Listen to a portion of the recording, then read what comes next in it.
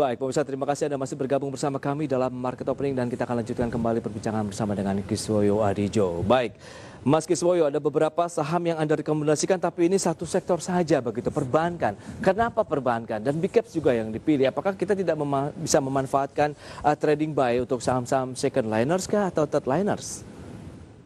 Karena gini, kalau kita bicara IHSG lebih murah, Ya. yang kita yakin IHSG, kalau kita yakin bahwa IHSG akhir tahun harusnya bisa berada di atas 5.500, Oke. otomatis yang penggerak IHSG sekarang sektor perbankan dan 4 bank besar itu aja yang menggerak. Jadi Betul. kita lebih baik fokus saja ke sini, karena pasti naiknya gitu kan. Oke. Nah, Itu yang jadi saya merekomendasikan gitu kan, apalagi ada sahamnya kita murah Iya. gitu kan. Baik. Memang akan selalu menjadi faktor penggerak ya, karena memang dari sisi valuasi dan juga jumlahnya juga luar biasa ya untuk pergerakan indeks sendiri. Tapi bagaimana dengan musim laporan keuangan di kuartal 3?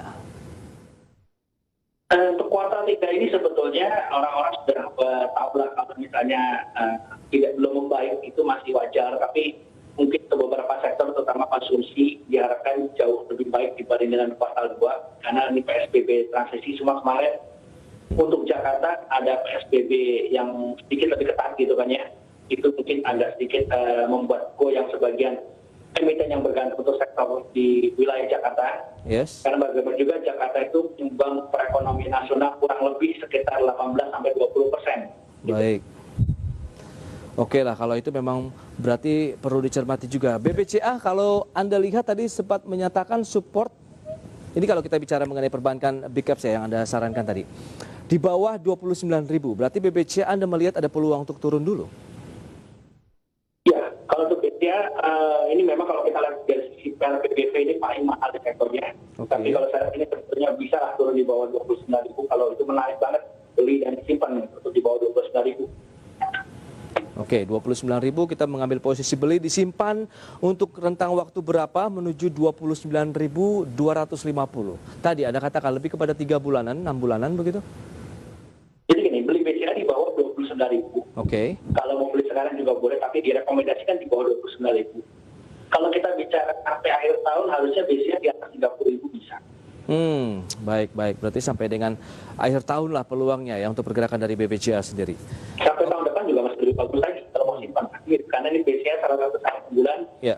Dan terbukti kemarin laporan keuangan bulan Agustus Oke. yang lain pada rontok, dia masih bisa positif. Gitu. Iya.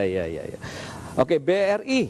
Bagaimana BRI? Kalau kita lihat pergerakannya pagi ini melemah ini, melemah 0,3% di 3270. Anda lihat ada current price di level 3.200-an untuk posisi beli. Berarti level-level saat ini boleh dong? Boleh beli. Jadi kalau saya lihat BRI kemarin malam saya lihat datanya bahwa ketika IHSG, YTD dan 1 year, jadi artinya 1 tahun kebelakang dan dari Januari Ya. YTD, ini BRI ini minusnya lebih dalam sisi persentase daripada IHSG. Oke. Dan ini adalah menarik karena itu penggerak IHSG nomor 1, nomor 2 itu BCA dan BRI. Ini gantian, kadang BCA, kadang BRI, kadang BCA, BRI. Sehingga saya lihat ini peluang BRI untuk naik, untuk mengejar ini besar gitu. Peluangnya memang jujur jauh lebih besar untuk sisi persentase kenaikan dibandingkan dengan BCA. Yeah. Karena sudah kelihatan dari penurunan IHSG-nya itu lebih kecil, jadi kita sebut aja langsung saya lihat datanya. Yes. Kalau kita lihat IDX, gitu ya, IDX ini kan sebetulnya YTD-nya sekitar 18%. Oke.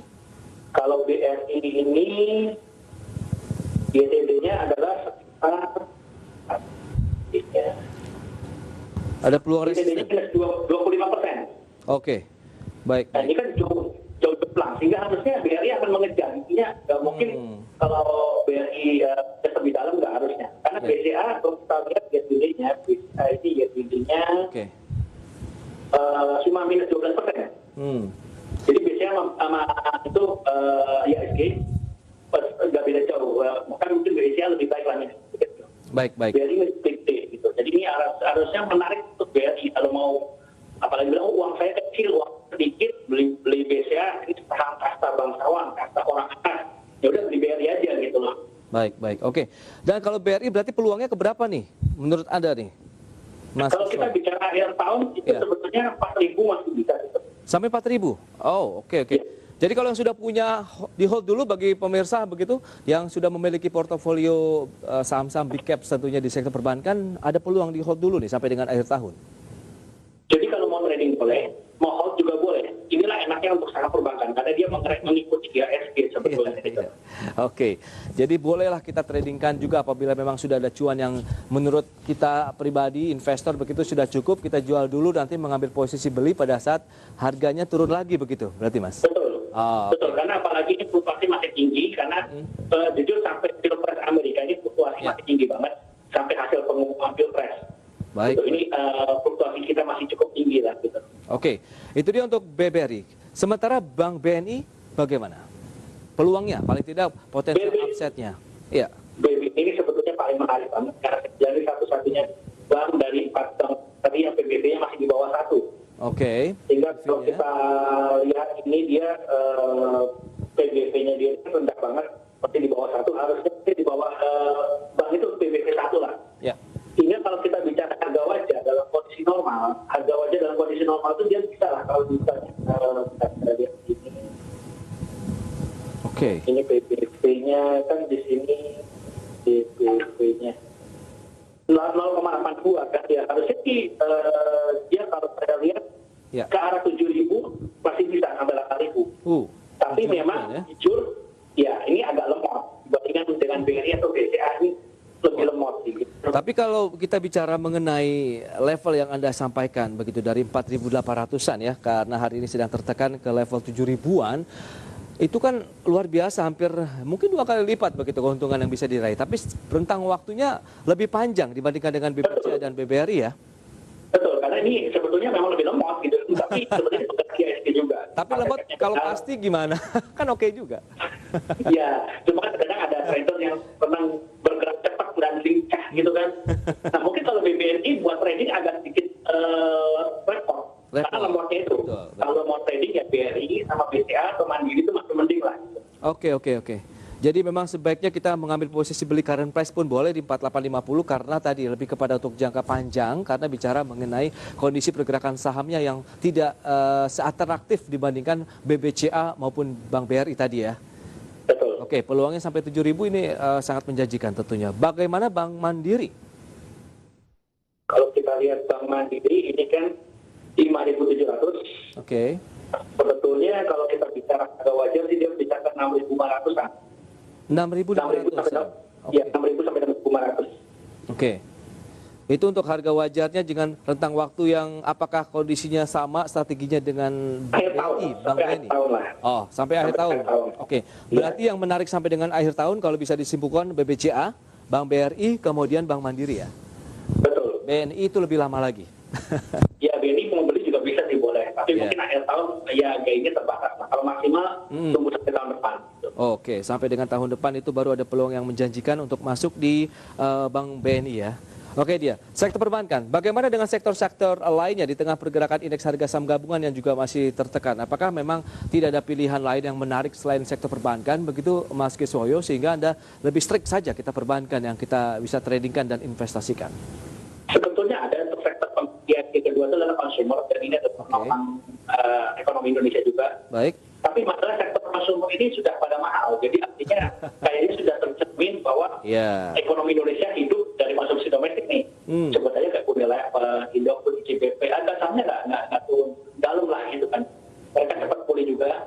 Karena intinya orang dalam kondisi sulit apapun juga tetap makan Indomie gitu kan. Oh baik. Terus tetap memakai produk Unilever jika giginya bersodium gitu kan. Nanti jadi ini produknya tahan banting lah gitu. Baik, itu dia yang menarik untuk konsumer. Tapi kalau kita bicara mengenai konsumer kan dengan kondisi pandemi seperti saat ini, oke lah mereka masih tetap bertahan. Tapi kalau kita lihat pergerakan sahamnya slow-slow saja. Ya karena mereka nggak turun dalam, awal turun dalam waktu PSBB awal diterapkan semua turun dalam. Baik. Itu mereka bangkitnya dulu agak cepat dan tinggi gitu. Karena orang langsung tahu wah ini kayaknya pasti bulan inilah gitu loh. Jadi udahlah buru-buru buy dulu. Oh, oke. Tapi kalau untuk trading harian oke nggak? Dibandingkan dengan tadi kan perbankan ada juga yang Anda bilang trading boleh, investasi boleh. Nah, konsumsi bagaimana? Kurang. Kalau tetap mau trading enak dan itu ya di perbankan lah. BRI, BCA itu ibaratnya kalau nyangkut pun kita begitu nyangkut, anggap aja beli sekarang nih. Lagi mumpung IHSG merah. Iya, iya. Terus nyangkut. Kalau IHSG balik lagi ke arah 5.200, itu kita semua sudah untung gitu kan. Oke. Berarti memang menarik ya. Bagaimana dengan sektor-sektor yang sebaiknya dihindari? Karena para investor juga tentu ya sangat khawatir juga ya dengan pelemahan indeks harga saham, apalagi mereka yang memang senang untuk melakukan trading saja harian begitu Mas Kiswoyo. Kalau kita bicara yang harus dihindari sebetulnya nggak ada, karena ini kita memang sudah pada murah semua. Tinggal tergantung horizonnya dia mau ke arah mana. Sebetulnya kalau kita mau bilang, oh kita mau ikut IHSG ya, arahnya ke perbankan dan konsumer. Ada dua sektor itu memang penggerak IHSG-nya. Terus kalau kita mau kan ada banyak lah, kalau kita bicara saham-saham second liner, kelas 2, kelas 3 yang atraktif banyak. Nah itu terserah, welcome gitu kan. Ya silakan aja. Tapi kalau bicara dari sisi risk dan keamanan, manajemen risiko lebih aman pasti ke kelas kayak BCA dan BRI lah gitu. Ya, berarti memang perbankan ini masih tetap menjadi andalan ya di tengah kondisi fluktuasinya pergerakan indeks harga saham gabungan Mas Kiswoyo. Baik, Mas Kiswoyo, sayang sekali waktu terbatas ini. Terima kasih banyak atas waktu yang sudah Anda berikan dan juga analisisnya. Semoga ini bermanfaat karena masih ada beberapa sektor khususnya perbankan yang Anda tekankan ini masih memberikan cuan yang menjanjikan untuk jangka pendek maupun menengah panjang. Terima kasih dan selamat melanjutkan aktivitas Anda kembali Mas Kiswoyo. Oke, thank you. Ya. Baik pemirsa, demikian perbincangan kami bersama dengan Kiswoyo Adijo. Di segmen berikutnya kami akan hadirkan sejumlah informasi menarik usai jeda yang satu ini.